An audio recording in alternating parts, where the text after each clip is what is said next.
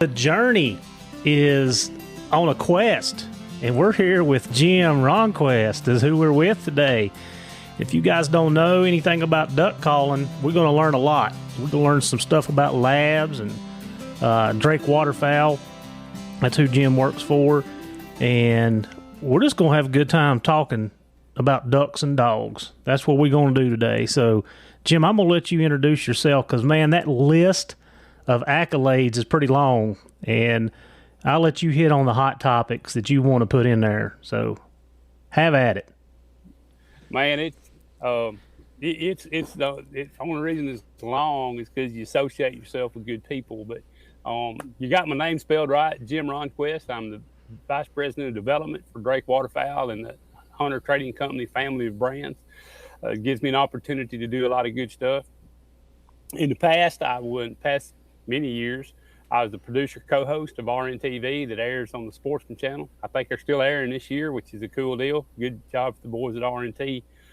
Past world champion duck caller, been a competitive turkey and goose caller and everything else. I enjoy that kind of stuff.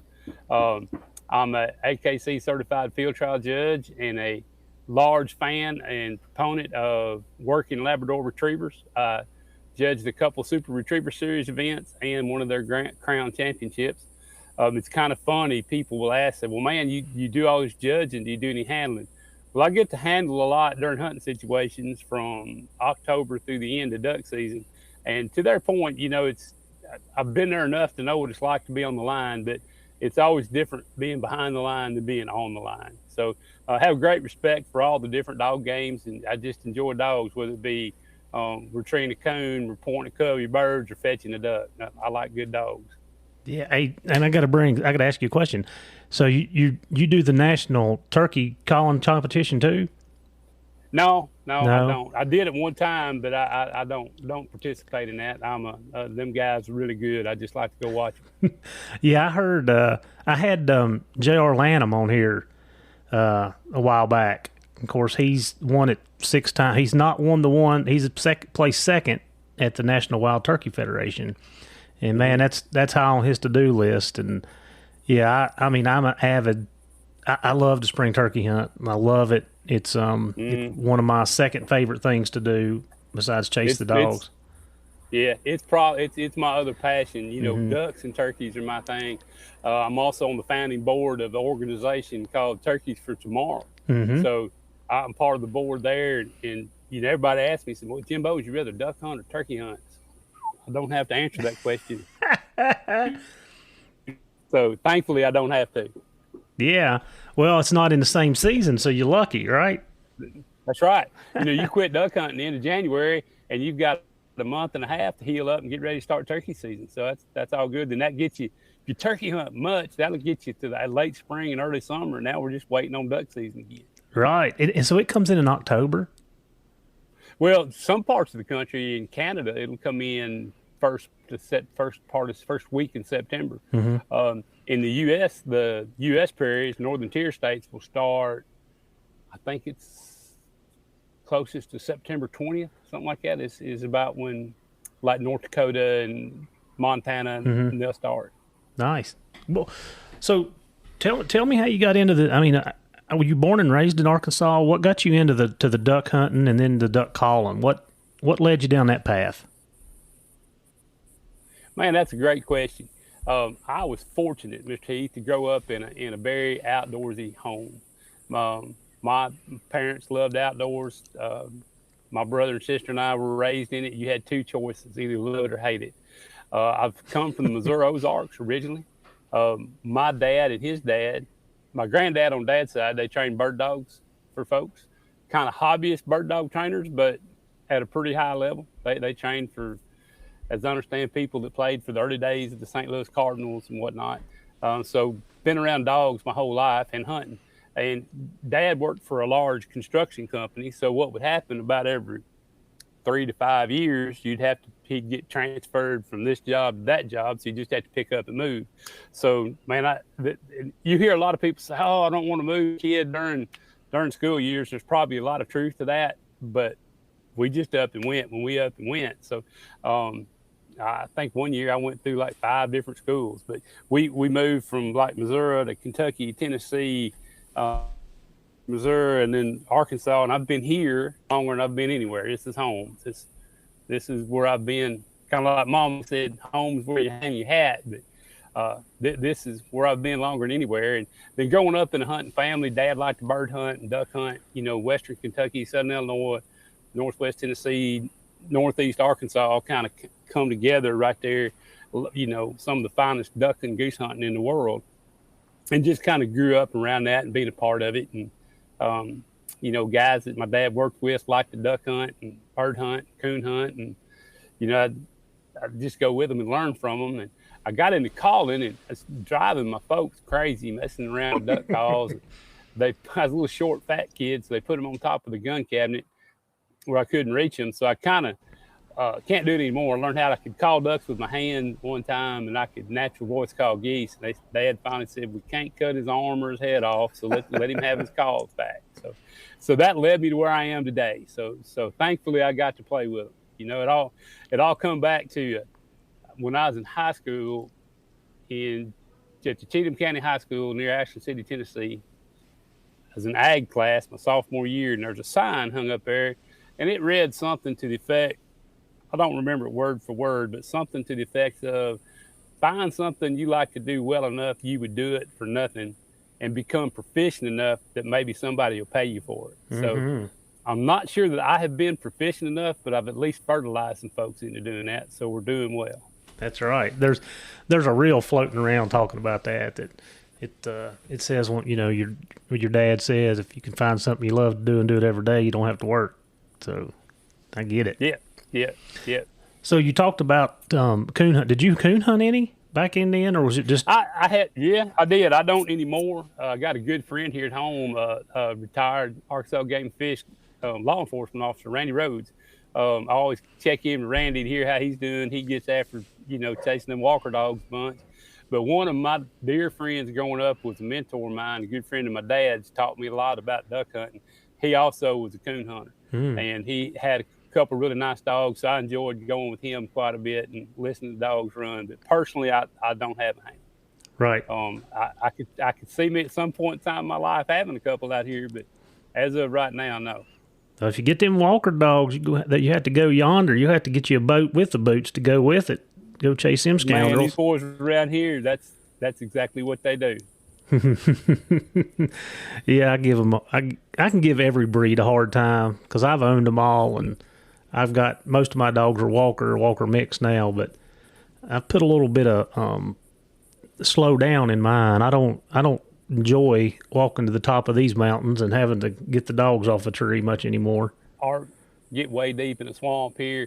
You know, it all goes back to one thing, and I hear this a lot, and I don't know if you hear it on your side of the industry, but you hear people say, man, just grind, just going through that daily grind. We're just grinding away here, man, running them dogs every night, just grinding away. We're duck hunting every morning, just grinding away. Look here, if it's that bad, don't do it. Take up golf or racquetball or something else, but it's supposed to be fun. That's right. You know, I mean, I'm not saying when you're hunting every day or guiding and it's pouring down rain that there's days it's not work. It absolutely is. But if it's just that bad of a grind, I suggest you go find you something else for a hobby. That's right. No, I'm 100% with you. One of my other passions is I like to musky fish, and man, them scoundrels are hard to catch. And last couple of weeks, it's been tough. Of course, it rained here for almost 10 days, and the river wasn't good, so I tried to fish anyway, and that was just a waste of time, and I got aggravated. And they were like, well, if you're getting aggravated, you don't need to do it.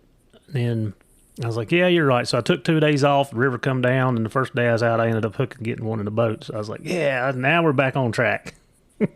There you go. So where again are you located, Heath? Southwest Virginia. So the Blacksburg, Virginia Tech. Okay. Virginia Tech, or Roanoke is the closest airport to me. Roanoke's about an hour away. So basically I can be in Tennessee, North Carolina, West Virginia, and Kentucky all within about the same amount of drive. So I'm down here on the point, Mm-hmm. down here on the southwest. Mm-hmm. Like I can be in Tennessee. I can be 2 hours, 2.5 at the most. Takes me 3 hours to get to Gatlinburg. Running there. Okay. Yep. My sister, interestingly enough, my sister lives in far northeastern Tennessee near Roan Mountain. Mm-hmm. Yeah. And I guess that's almost to she. I think she grocery shops in North Carolina.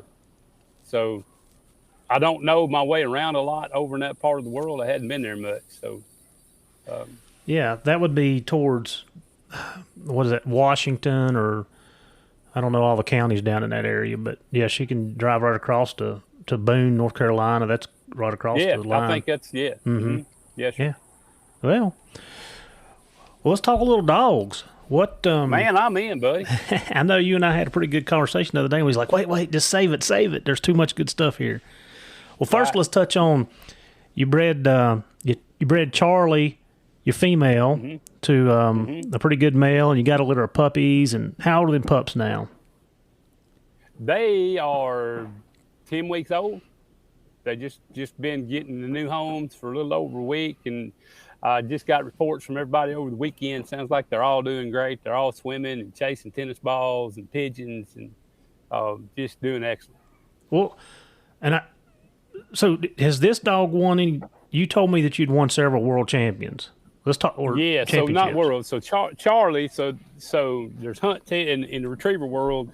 There's several different hunt testing organizations, mainly the HRC and the AKC, Mm-hmm. and then there's level above that. And probably some of my dog buddies I'll get phone calls about this, but a level above that is the actual open field trial, qualifying, amateur, and open. Mm-hmm. It's a little bit higher level, and they are true competitions. Whereas in the hunt test world, you compete against the standard. Your dog either passes the standard or doesn't. Mm-hmm. Now, there's variances in there, but my dogs play the hunt test game, both the AKC and the UKC. They're trained by a young man named Tyler Patterson, Maple Ridge Retrievers. Tyler does a fantastic job. So Charlie, my older female, she is 8. She is past the HRC Grand Hunt Retriever Champion 5 times. And she has 3 AKC Master National passes, which makes her a Master National Hunter and the AKC Hall of Fame. Now, a level above that where the marks are more difficult, they're not all hidden like in a field trial, but like in a hunt test. But when you move up to the field trial world, especially at the open level, that's the kind of stuff that people go, my gosh, that's crazy. We're talking, 400-yard marks are not out of the question. 500-yard blind retrieves. It's just unbelievable what they teach those dogs to do. And while it all based off beginning of a hunting situation, it's just the evolution of the training ability and the breeding of the dogs to get to where they can do that. So that you always try to keep something. When I judge a minor stakes, I keep something that's very hunt-like involved in that. But that said, it's all based on the roots of picking up all your ducks on an ordinary day shoot. It's just evolved into something that's, if you've not ever seen it, you go out there and look and you go, that dog's supposed to see that bird go down and go pick it up. Not only that, there's 4 of them and he has to remember every one. And if you handle, you just dinged yourself, so it's pretty impressive what these dogs are able to do nowadays. That's crazy. So back to it. Oh, it's nuts. So back to it. My dogs they hunt a lot. They pick up a lot of birds. They test at the high end of the hunt test deal. Again, both UKC and AKC. So really proud of my dogs, and I've been blessed. You've probably heard that story that a man's allowed one good woman and one good dog in a lifetime. Well, I outkicked my coverage on the wife's side for sure, but I have been blessed to be able to hunt over some very fine, very, very fine retrievers. Yeah, and she's a 5-time grand champion, right? Yes, five-time grand champion. We just bred her this last litter, with a field champion, amateur field champion. My rocks, he knows my name, call name Chosen, owned by Miss Pam Wilson from Texas. One of Chosen's big things is when we was trying to look for a male to breed to, he's been to, I don't know how far he's finished in the national 6, 7, 8 series, but he's also won a doubleheader. meaning he's won the open and the amateur on the same weekend. Now, the difference there is the open field trial you can be an amateur and run in the open stake. But if you're a professional trainer and handler, you can't run in the amateur naturally. So Miss Pam and Chosen won a doubleheader. And that says a lot for not only her ability, but his. It takes a lot of dog to do that in 2 different tests. So that's part of why we bred him. That, and while you can't breed title to title, that doesn't make sense. They really look nice as an outcross when you go back down through the papers. So right. I'm sure in hound world, you get into that same deal. Yeah, and I mean, we got a lot to talk about, but you done made me want to ask you like 3 other questions there. So when you bred to him, were you trying to pick up a certain trait from him, or were you just breeding best to best? Looking for traits. So this was Charlie's 3rd breeding. So first breeding was with Carl with a K. Next one was with the Arkansas dog, FC Willie, Raft Creek's road grader, call name Willie out of a Grady puppy, out of Grady. And that right there was trying to double up on that marking. Charlie's an A+ marker, Willie's an A+ marker. A lot of motor, a lot of horsepower there. So with Willie, we was trying to do 2 things. We was trying to pull that down. Willie's a thinker. Great style, moves really good, but a little bit more of a thinker. Not that we're trying to water down the horsepower there. We're just trying to enhance it, control it a little bit better. Mm-hmm. So looking maybe for a little bit better line manners. Not that hers are bad, but she's ready to go.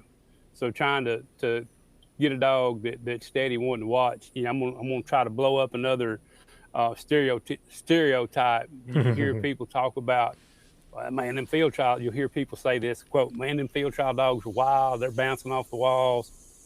They're just crazy." The good ones aren't. The good ones are very tractable on the line. They pay attention. They watch their birds good. They typically all have good switches. I made sure in every breeding we bred to a dog with a good switch. And what I mean by that is I want my dogs, when we come in from hunting, if we're traveling on the road, come in the motel room, curl up in the corner, or just me by myself. Typically they're riding in the front seat. Mm-hmm. Or we come home at night, they come in the house. I want to keep my dogs acclimated to the weather, but I think you get a lot more out of them if you live with them, So with that said, I want a dog with a good switch that when they come in the house, they're not just running crazy and going nuts. Now, they may get excited if a stranger comes over for a minute. They're going to look around and do what dogs do when a stranger comes in. But once they know you're good, they're back over laying down. So that's important to me. So anyway, back to why we bred with Chosen was several of the good things we heard about him, on how much of a thinker he was, how good he was at not making mistakes, and just seeing if that combination works. And that's kind of, when you got a nice dog in the retriever world, a really nice female, you try to take her attributes, pass that on, but maybe none of them's perfect. So you try to breed away from maybe what might not be their strong points. And I'm sure the hound world is much the same way. So that's kind of what we tried to do. And it's been fun to see out of this 3rd litter, they're still babies, but out of the first 2 litters, we've got several of them already got master titles on them, and there's only been 1 washout that I'm aware of. So they're all still playing the hunt test game, So I'm pretty tickled with that. That says a little something about the genetics we're trying to pass on. Yeah, and I mean, I want to tap on a couple things you said. Our other Hounds podcast, Seth and Chad just actually did a podcast Friday, all mixed up, and they were talking about. Seth had a question asked about if dogs living inside made them better or took away some of their hunt, and you just confirmed what they had already brought up.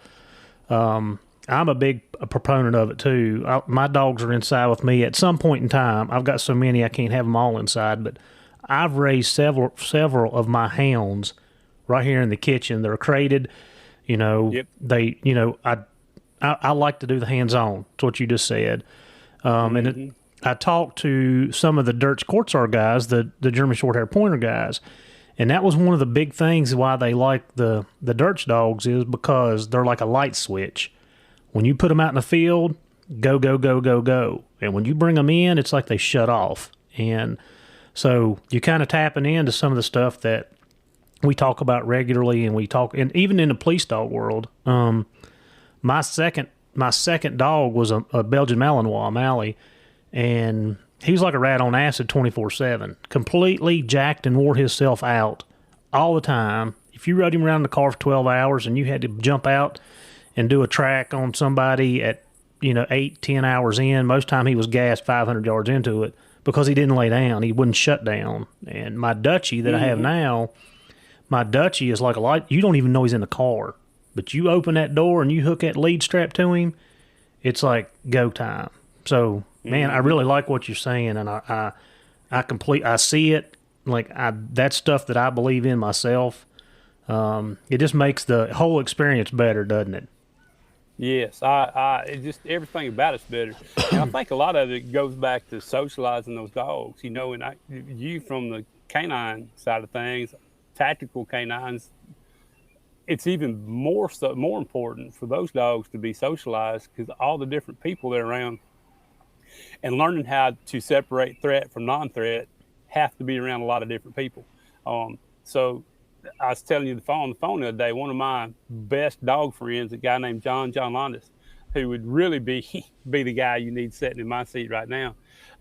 He's been a great retriever trainer, friend of mine, been a part of all of my dogs. His wife really just got interested in the Malinois. So Nina's like, I want to say she's 2 years old, 2.5. So John's been taking what he knows about retriever training as a high-end amateur retriever training, apply it to, as he says, bite dog, but then he's also trying to learn from guys that are in that side of things, that know that side of training. And he was talking about, he didn't get into the details, but some of the things he's learned about some of the obedience stuff y'all teach with canine dogs, how he is learning to apply that to retrievers. And he's looking forward to his next lab puppy to apply some of that knowledge from y'all side of things to our side. And maybe there's some stuff we do that could help y'all out. Well, and like I said, I still got 5 other questions I want to go back to, but I mean, I see the labs as like, when one of the things that, and you and I touched on it the other day when we were talking on the phone, the cap drive, like when you're sitting there and I don't know your world. That's why I've got you on here, because I want to learn. But I see videos. I watch the Sportsman's Channel.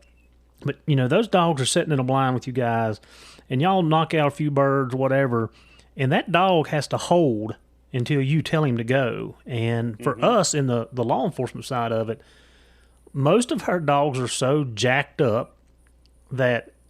And prey drive, you and I talked about that. There's so much prey drive there that it almost kills them to have to sit still.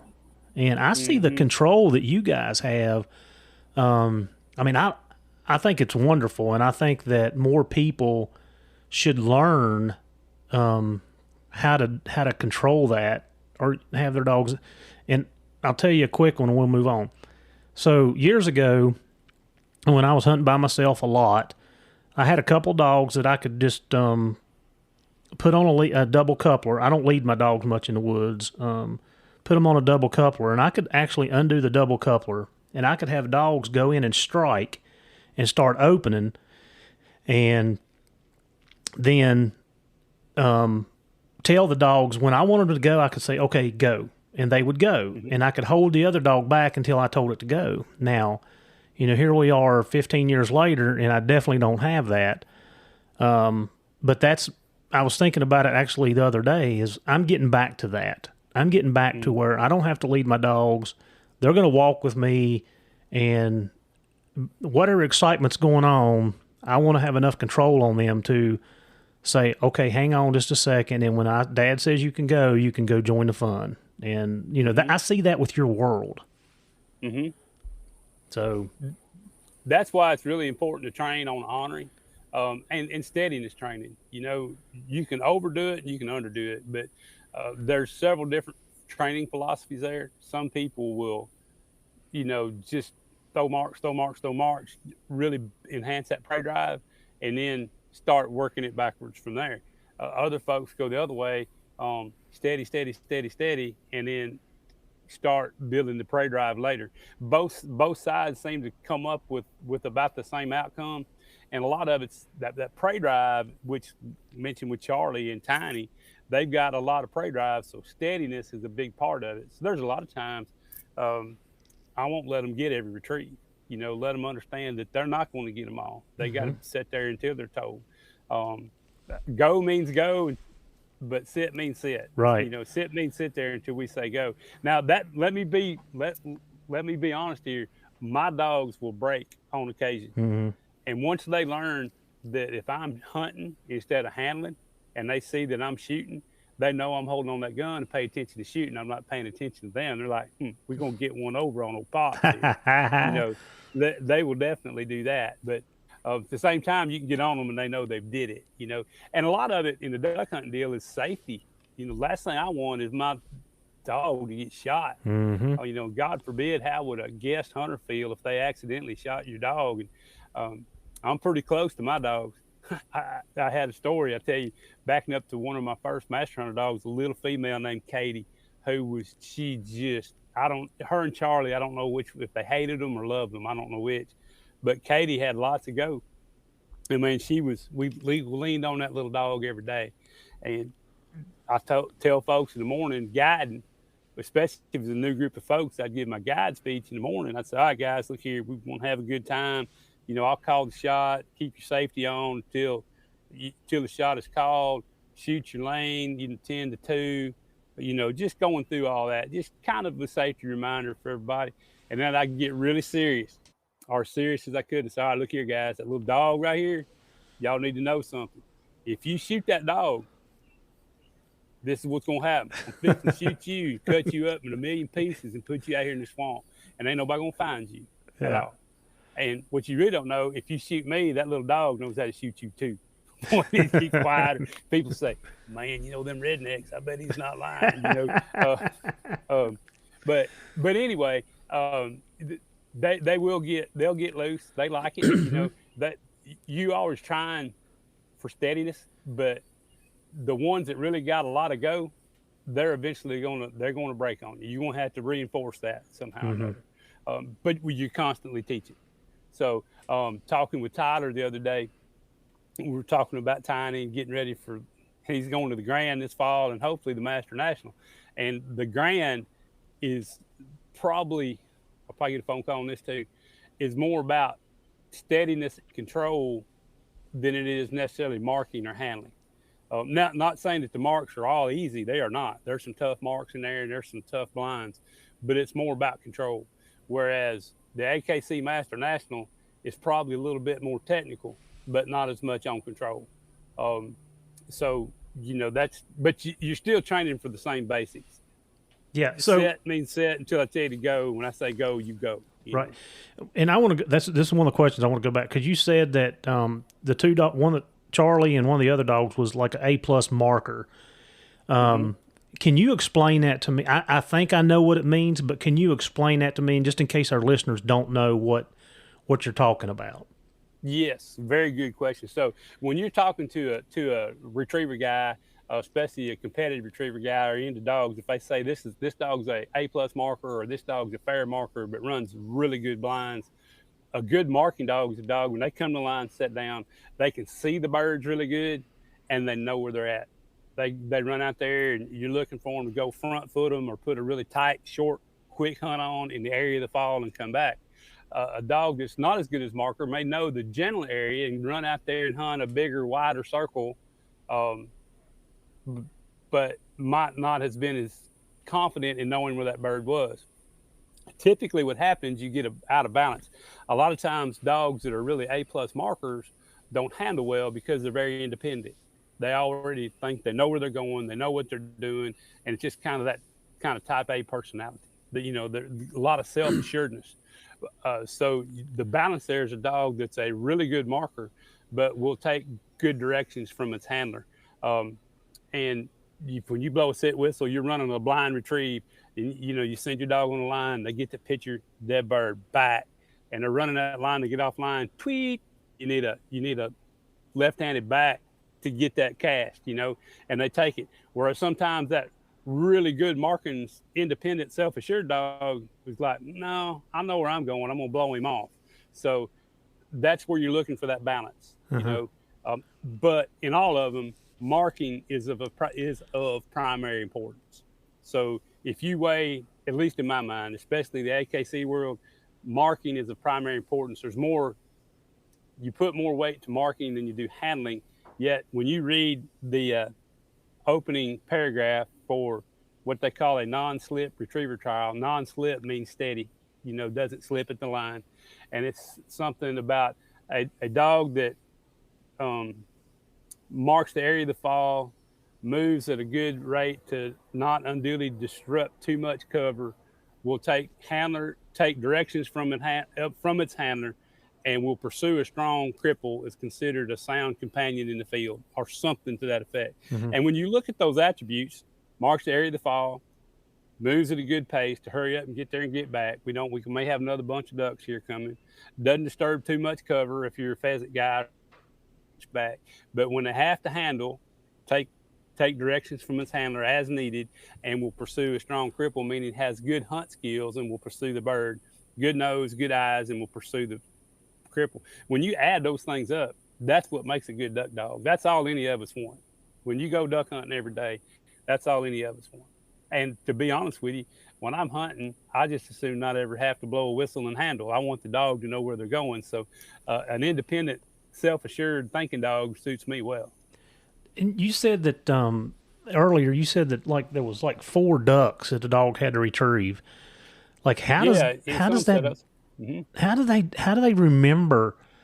Like, I mean, I've trained dogs for a long time now, and that kind of blows my mind that they would be able to remember four places. Yeah, that's a subset of marking memory.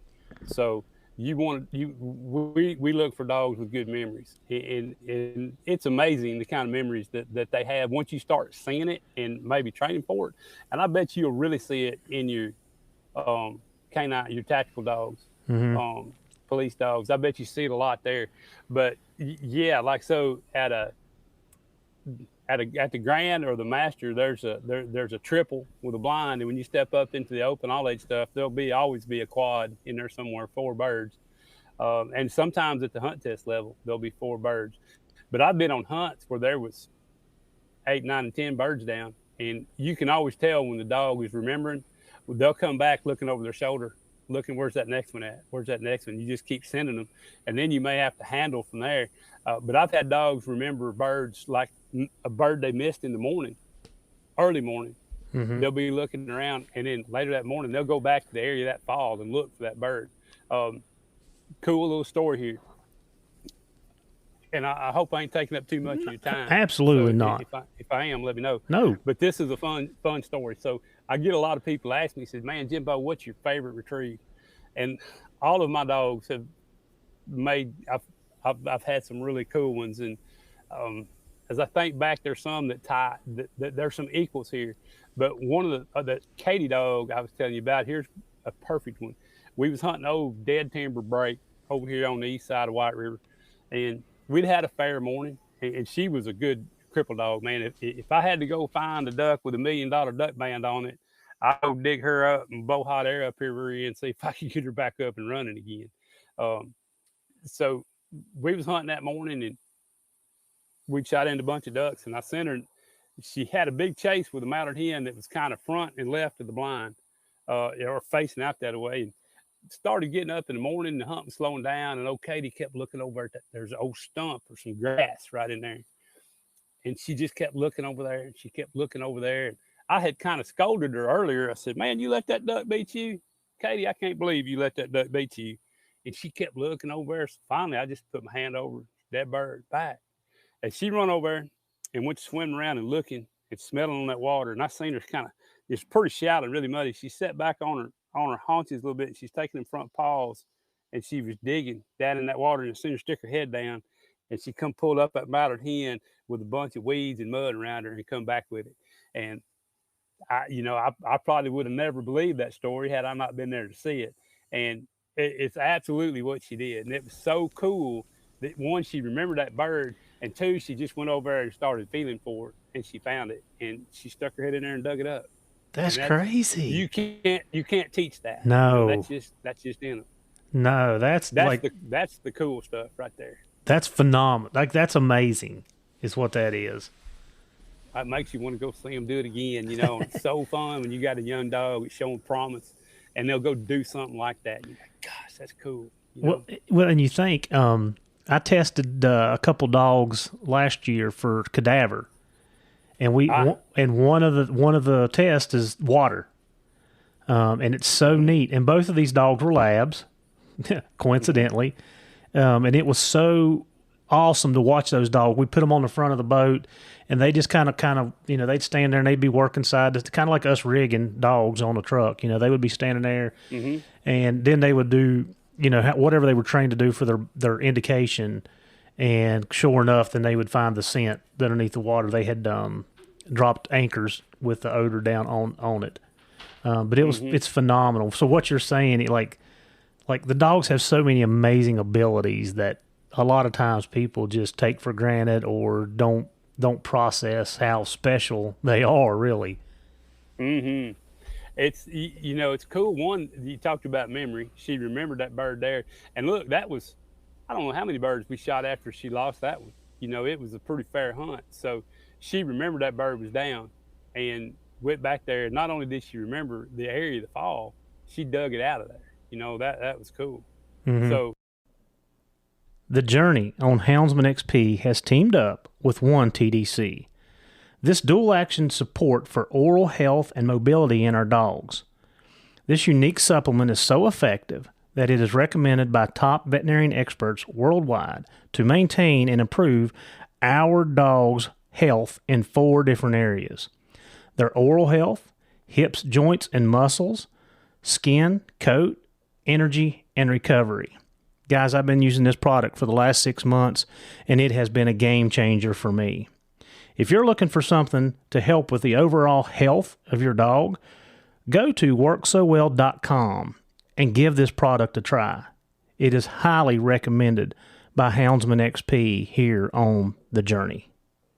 Similar tale, so young Tiny out of Charlie, the first year he hunted, I was hunting with some folks up in Missouri, and we was out looking for a cripple, and it was his first duck season. So he didn't know a whole lot. He had to go hunting to learn, right? Mm-hmm. That's right. Learn more shooting birds over. So we was in the woods there, some flooded woods, and I was looking, and I seen something dip. Like, hey, there's that duck. And then I seen a head come up. I said, oh my God, it's Tiny.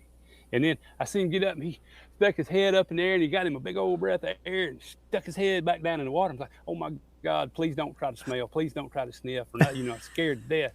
And here that sucker comes up with the duck. And I'm like, goodness gracious, look at here. I didn't teach him nothing about that. He just started doing it, you know? Yeah.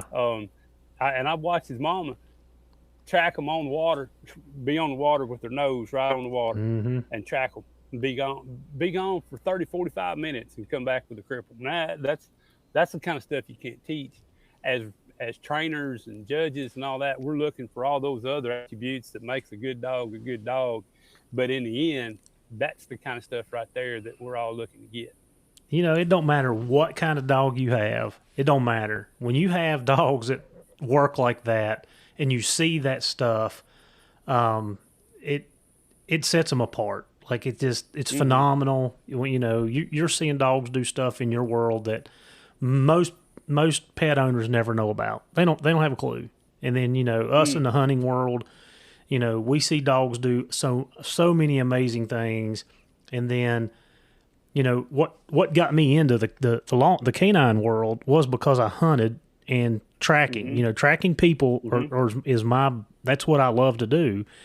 And I always said that my hounds, seeing what my hounds could do, and our police dogs, we only get about half out of our police dogs what they're actually capable of. You know, now the searching and the stuff like that, absolutely. But when it comes down to a dog's ability, we don't tap into over half of what they're able to do on my end of it. I don't think with the stuff, just like what you're saying, this is the stuff that we've seen that, I'm like, man, these hounds do this stuff. These other dogs should be doing it too. Oh, they can all do it. The canine dogs, man, so backing up in my dogs, and I mentioned this fella's name, my buddy Randy Rhodes, at the time was Game and Fish canine guy. Mm-hmm. And I had a yellow female. I have lost a male dog named Tank to a twisted stomach torsion. And he was just an awesome animal right at the beginning of duck season. So went without a dog that year. So I got a puppy.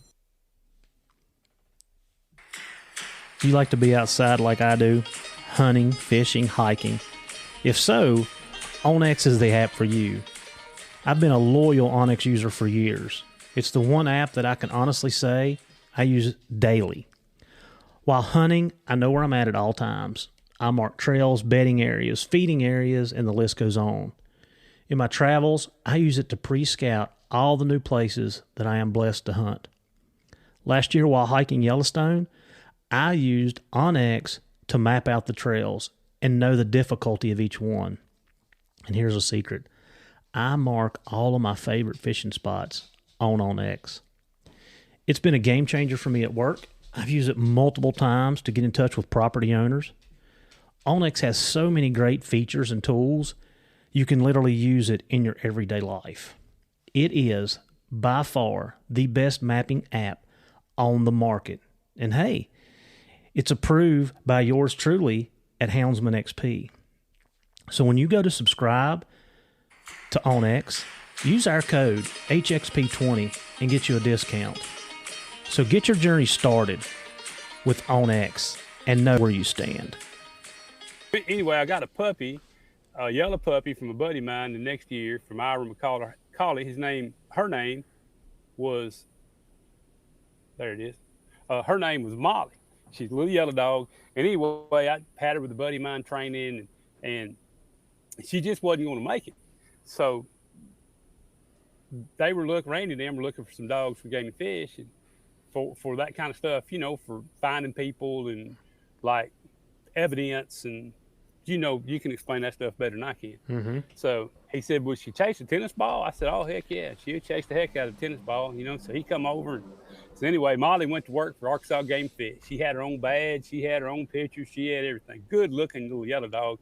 We had a picture of her and a duck blind on Dog Box Blind. She said, "I may not be a duck dog, but I play one on TV." And at the time she was. But she found her niche in that stuff. And Randy told me about, she found evidence, I think, for a murder case. She found evidence, found a guy poaching on some state ground. He wasn't supposed to be deer hunting. Run right up underneath her and looked up the tree. And he said, "Man, the dog wasn't supposed to find me. I'm wearing rubber boots and all this scent lock stuff." He said, "You have to ask the dog about that." But to that point, it's amazing what they can do. And especially if you find something they, I hate to say enjoy, but she found her niche. She did a good job with Game and Fish. She found her niche, and Randy talked about tracking people and, putting on a harness and tracking and whatnot. Man, that's just cool stuff. Yeah.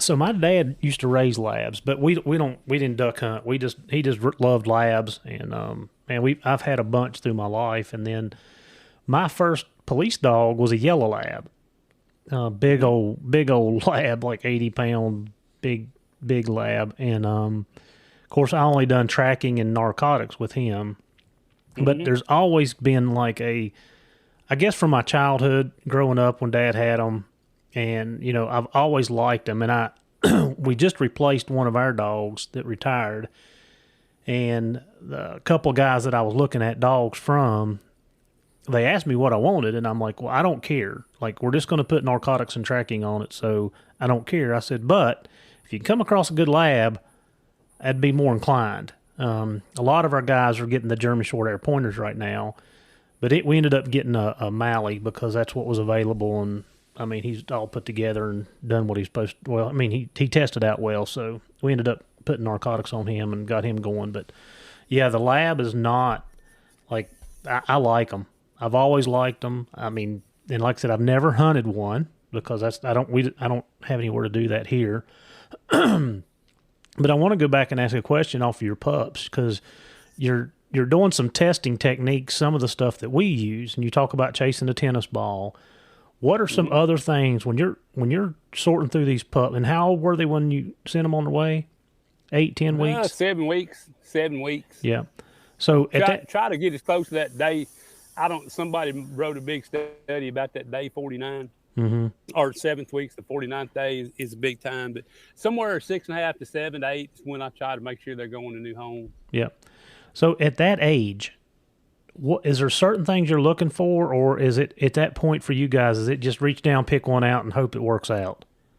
Man, now that you just opened up a big old can of worms right there. So, some people are of the opinion, and you will get some very top shelf dog trainers on opposite ends of this conversation. I fall somewhere in the middle. There's some folks who say, "Man, put it in a sack, reach in there and grab one." See what it is. If it's a female and you want a male, put it back until you find a male, or vice versa. Yep. I kind of believe you can do a little checking around. But my little tiny dog, he was the runt out of that litter. We thought something was wrong with him. Shoot, man, he is excellent. So anyway, I would say this: when I keep them, I have them on duck wings, chasing tennis balls, chasing socks. If I can get a live pigeon, I'll throw a live pigeon down there with them, and just try to start building that prey drive, seeing who wants to go get them. And what you see as a puppy will likely change when they're 6 months old or a year old. You hear a lot of guys, some of the most well-decorated competitive dogs in our history, the stories when you read the history on them were just, nobody did nothing with them for the first year and a half because they didn't seem like they liked it. It's just, I don't know. I argue. Here I am. I'm talking in a big circle of myself.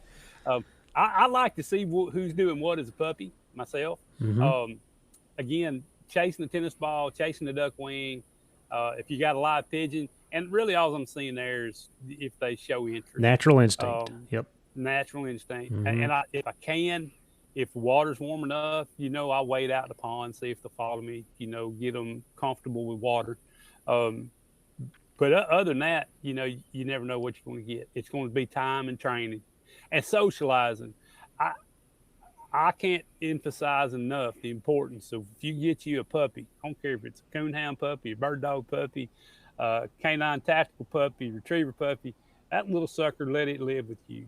Let it go everywhere it can go. I know there's times you can't take that puppy with you everywhere you go, but as much as you can, take that puppy with you everywhere. Let it be around as many people and dogs as it can. You make sure it doesn't get around a dog that's going to be aggressive towards a puppy, interfere if you need to. But the more they can be around things and exposed to different environments and people and different things, the better they're going to be. And I know how important it is in the retriever world. I would have to think in the canine enforcement world, it's even more so like that. Well, so there's two things there for me. I do more environmentally acquisitions for mine. Like you said, different environments, floors are a big thing for us.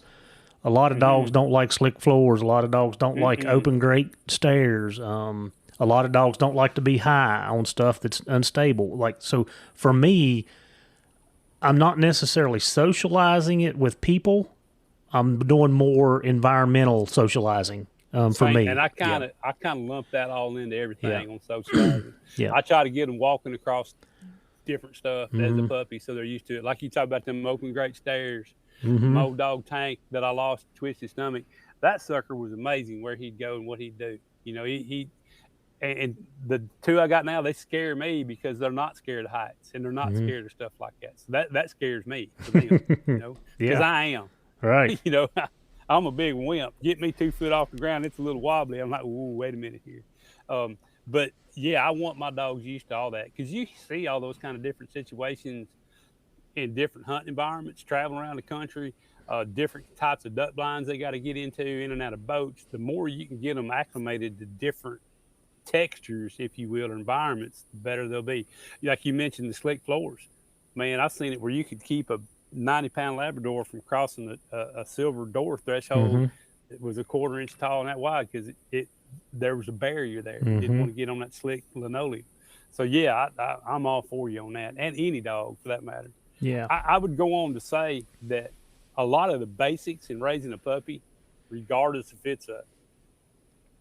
what its outcome, what its job's going to be in the end, some of that stuff's going to be very similar. Yeah.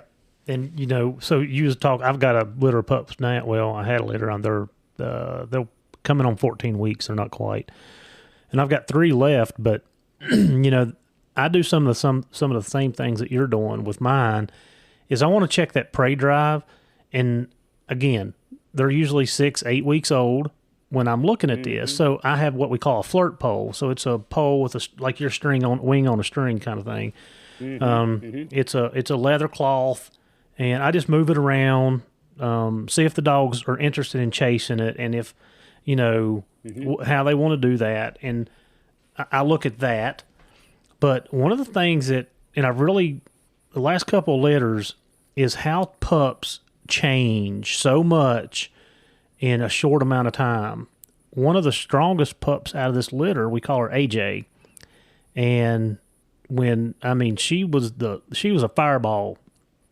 And now, like, her demeanor has completely changed. I've got 2 more that have, the other 2 that I have left are really outworking her and are outdoing her. And my dogs are loose. Like, they're loose right now, running around in the yard, probably down in the barn a lot with the horses. I seen one of the trainers go down there just a minute ago.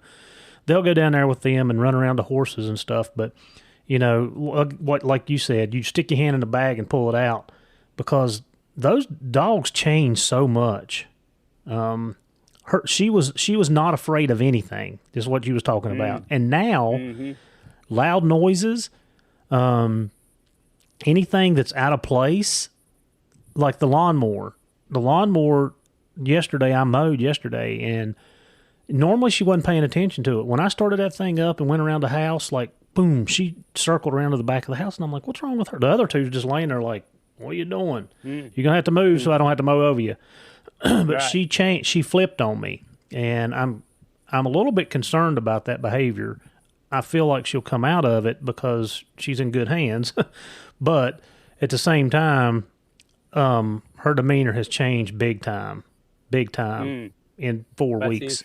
And that's what I said earlier. You know, that's where I kind of argue with myself about my thoughts is, you know, if you just kind of give them time, you'll see different things. One of the things I do when I raise litter puppies, and I didn't raise this last litter, but once I get them starting to wean them and get them on wet food, in, you know, transitioning into dry food, you know, from that time you let it soak until it's soft and mushy, till it's just floating food. And when them little guys is going after that food bowl, I'll back away from them, or I like to have my daughter or wife feed them, and I'd take like 2 pans and I'd whoop them together. I'd clap my hands and make it pop as loud as I could, and I'd try to turn that loud noise into going on when there's a positive experience. They're eating, they're getting their bellies full, and I kind of think that I lead that over to, again, lawnmowers, trucks, tractors, shotguns, pistols. You know, don't go shoot right on top of them at a young age, but get them acclimated. They're doing something good, hear a bang, a pow, I might yell, just anything, just a loud noise that would startle them, maybe, but they're eating. So try to make as many positive experiences as I can with things that could be interpreted as non-positive, like a gunshot going off or a backfire or your lawnmower or whatever. I don't know, for something you can do there. You hear a lot of people treating gunshot dogs like that. You know, start off, that's where I first got the idea. A guy would have his wife feed his dogs, and he started eating. He'd shoot 22 short from like 100 yards away. And he just kept moving closer, little by little, slowly back, very slowly, being patient, and finally got the dog where she was fine, turned into a fine duck dog. So, you know, a lot of that kind of stuff can be overcome with just trying to think of where it comes from. Yeah. And I'll tell you how to save some money on some 22 shells. We use balloons. We started out with balloons, but it just dawned on me. Shotgun. I've noticed in the police side of things, well, I've even noticed it in my hounds, actually. When I go down east and hunt, you have to use a shotgun. You can't use a rifle. The rifle and the pistol, I can work my dogs through that pretty quickly, and most of them have no problems whatsoever. My police dog right now is solid. I can shoot my AR right over top of him if I want to. He don't care. Mm-hmm. You put that shotgun up, and that percussion off of that shotgun changes his demeanor. He still does his job, but he pins his ears back, and that tail tucks. And I'm like, okay, so me and Chad Reynolds had this discussion last year about it. Chad feels like has more to do with the gunpowder because it's more overwhelming coming out of a shotgun. So he puts he'll put a couple empty shotgun shells around his food bowl and feed the dogs. And I have done that with the last litter of puppies I had. And of course I haven't shot a shotgun around them, so I can't tell you if it's been fruitful or not. So with that percussion, especially if there's several of you guys in a blind and you've got a dog right beside you, how do you guys work through that, or the dogs just have that good of nerves that it's not really an issue? I think they get the nerves where it's not a problem. So you learn as you go. So you heard me talk about that little old dog, Katie, I thought so much of. And I was in the guidance, and she was getting shot over every day. And I made a mistake. I built her dog porch on the front of the blind, but yet there was a hunter standing right behind her. So she literally got shot over the top of her head every day. Horrible deal. She was dang near death time she was 8. Mm-hmm. I've learned since then to do things differently.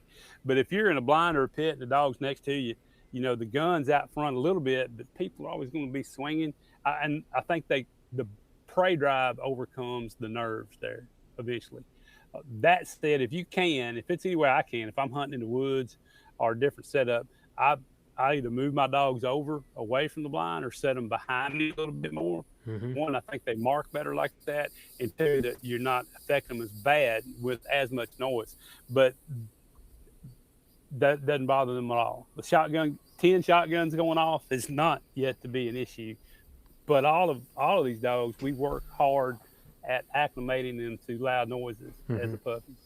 Yeah. I was going to say, I've just noticed in my handling with dogs that shotgun. And last year we were down in I was down in North Carolina, and 2 of my year-old dogs, we had a bear on the ground, and they come in and shot several rounds, and my dogs come out.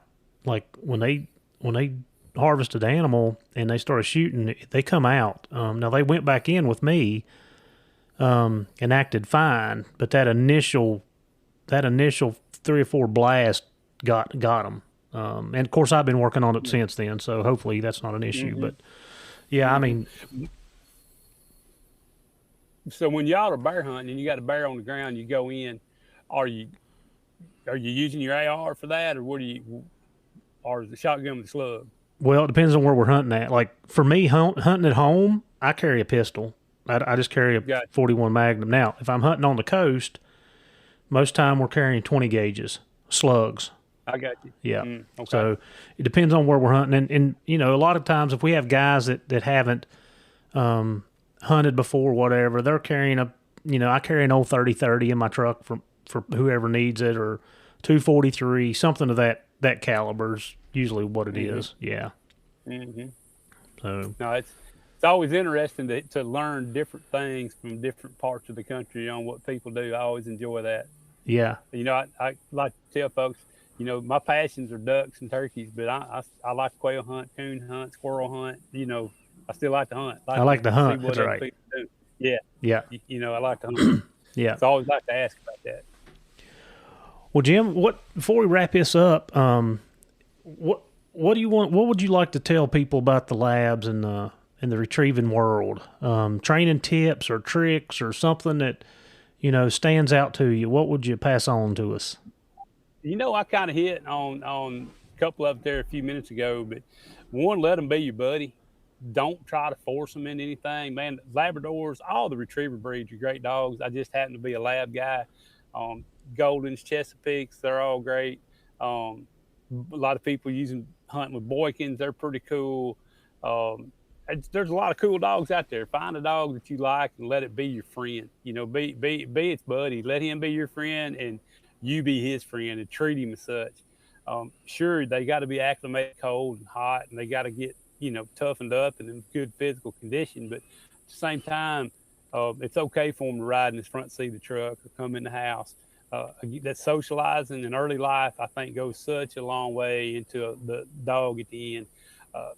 The more different environments and people and things you can get that dog around, I think the better dog you're going to have when he's 3 or 4 years old. The other one I would say is don't get in a hurry. In the lab world, there's a lot of people, they want their dogs handling and running big blinds by the time they're like 2 years old, or, a year old, running, 400-yard blind retrieves and whatnot. Don't get in a hurry. Let the dog learn at its own pace. Try to enhance what's the good Lord give it in its marking ability. Try to enhance on that, and then slowly work on the control side and running blinds. Let that progress naturally. Don't try to force it. Again, I think too many people, they want to overcome marking and just teach the dog to handle, and they immediately want to start blowing whistles because, hey, look, it's cool to kick your dog off a dog stand. You run out there and you go tweet, back, tweet, over. It's cool to see that dog do that, but don't make that happen too fast. Don't let that be your priority. Let the dog come along at a natural pace and don't force those things. Think about that 6-month or year-old puppy, what you want that dog to be when he's in his prime, 4, 5, 6, 7, 8. That's what I want to think about. Think about the end game, not the now. Look at the long term, and that's part of this podcast. It's called The Journey because it's a process. And I don't care how old that's it. The dog never stops learning, just like we should never stop learning. Hey, when I quit learning about things I do in the outdoors and getting excited about it when it works, coming back to that grind thing. If it's a grind, I'm going to go find something. Maybe I need to learn how to golf, play tennis. I don't know. But when I quit learning and quit getting excited about it, I'm out. Yeah.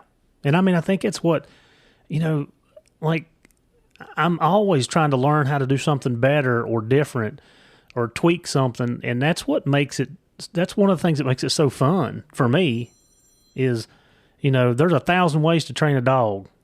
And I want to know 1,001 ways how to train a dog for myself. So, yeah, we can always get better. That's right. You can always learn something about whatever you do. You can always learn. Yep. And it's fun to learn. That's something I always appreciated about my dad. He knew a lot about the woods and was an excellent woodsman, but he was always trying to learn something or teach something. He'd always ask you questions about why do you think this tree grows right here instead of up there? That kind of thing. We can always learn, right? And always be willing to pass that on. Yeah, absolutely. Well, Jim, I can't tell you how much I appreciated this, how much I've enjoyed this. And I know we just touched the surface on dogs. Man. Yeah. Well, I don't know that I answered any of your questions. Oh, yes. And it's so funny that you're reinforcing a lot of the stuff that I say on this podcast through the year. Don't get in a rush. Take your time, spending time with your dogs, and I say it all the time. In fact, I've got it saved on my phone. You take 18 minutes a day, do something that you love for 18 minutes a day, you're going to be better than 90% of the world, 93% of the world. So just a little bit of time, every day. When I'm working, I may only get 5 or 10 minutes with my dogs. And I know that Shane's been posting a lot of little short reels and stuff on Instagram where I'm making my dogs load and they're 3 months old and they're loading in a truck and they're getting ready. They're going to be in that truck between now and when I start taking them more times than you'll ever know. But I'm getting them comfortable with that and loading and being up there and liking it. Like, I don't want my dogs barking in the truck. I don't want them carrying on and acting crazy. I want them to be, natural, so spending more time with your dogs. I couldn't agree 100% more than, having the dogs inside, and having hands on them. It just makes it more pleasurable. Plus, it helps with that handle on the dogs. It doesn't hurt their abilities at all. No. Now like coming fall, whatnot, they'll stay out in the kennel some, to get acclimated, to, start building that undercoat. But once it gets cold and they're hunting every day, shoot, there's a lot of times they're in bed with me at night. I woke up and have one laying on top of me, like, get off of me, I'm hot, Yeah. But I guarantee you it helps in that communication with that animal. Yep, it absolutely does. And they learn you. They know you anyway, but when you spend more time with you, you don't even have to say anything to them. You can look at them and dog's like, okay, Dad wants me to do this. Okay, Dad wants me to do that. Man, yeah. I talk to them like they're people. I'm like, get in a boat, get in a truck. They just know. They learn how to communicate with you. Yes, they do. Jim, any last thoughts? Man, I could go on here forever, but you probably need to go back to work. So do I. Yep, I've got training this evening. Man, it's hot and humid. It's awful out. I don't know what they was thinking doing it in that day. That's right. Yeah. That's right. That's what it is, though. Well, Jim, thank you so much. Go ahead. Well, I was going to tell you, I have thoroughly enjoyed it. Thank you for having me on. I appreciate it. I always like making new friends and being around other folks. Absolutely. Thank you for helping us teach, train, and learn. There you go, bud. Anytime. Yeah.